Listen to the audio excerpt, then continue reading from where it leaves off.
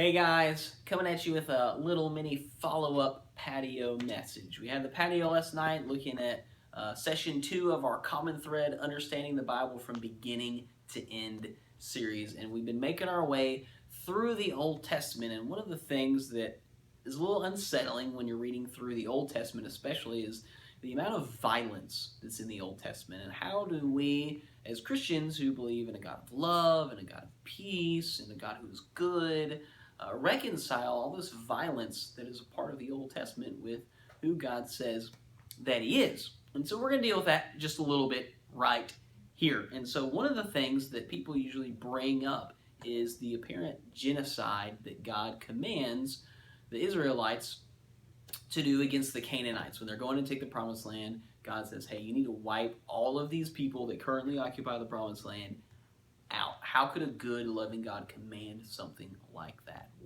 How can we even understand that? So just looking at that specific point, in Deuteronomy 7, 1 through 2, it says, when the Lord your God brings you into the land you are about to enter and occupy, He will clear away many nations ahead of you, the Hittites, Girgashites, Amorites, Canaanites, Perizzites, Hivites, and Jebusites. These 7 nations are greater and more numerous than you. When the Lord your God hands these nations over to you and you conquer them, you must completely destroy them. Make no treaties with them. Show them no mercy.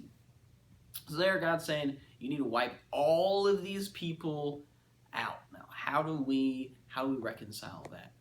Well, the first thing that we need to point out is that, one, that never actually happened. If you look in the Old Testament makes it very clear that all of these people are still alive in the Promised Land. In Judges 3:5, it lists all of these people groups still remaining in the Promised Land. They're very alive. They're very well.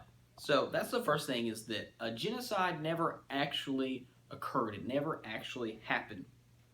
The second thing is that when God says this, He's saying it from the stance of a moral judge. It's not arbitrary. It's not ethnic. It's not racial. It's very clear in Deuteronomy 9, 4 through 5. God tells the Israelites, hey, these people aren't going to be cleared out of your way because you're like extra good. It's because of their sin, and I am a holy God. So He's coming from the standpoint of a moral judge, and that is important, especially if we're going to believe that God is who He says He is in the Bible. Then He can take that stance as a moral judge. The third thing you need to understand, that we need to understand, is that this is a special one-time deal. This is never repeated in Scripture.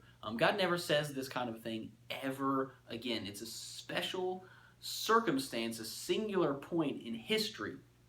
So we can't treat it like it's something that happens all the time, every single time. And then the next thing is, and I think this is most important, so you look at the fact that it never happened. God never deals with the Israelites based on the fact that apparently they were disobedient to this command. Look at all the prophets, all the things that the prophets bring up. They always bring up points of inauthentic worship and social injustices. They never bring up this point of, hey, those people you were supposed to kill, well, you didn't do that, so you need to do that. It's never brought up. It's never dealt with again in the Old Testament. And so it's very unsettling to read things like this. But the point is that we want to get real understanding, and in order to do that, we've got to go a level deeper into Scripture, and we've really got to dig in, put things in their context, and really seek to understand what's going on here before we jump to rash conclusions and make quick judgments based on just our modern sentimentality. So hopefully that's kind of helped you explore a little bit, and it just serves to get the conversation started. I'm not saying we dealt with all these things, but just so we can get the conversation started, so we can look at what is actually going on in the Old Testament with all of this violence. So thanks for being at the patio last night. If you couldn't be there, we certainly missed you guys. Looking forward to November 14th, our next patio. Until then, peace and blessings.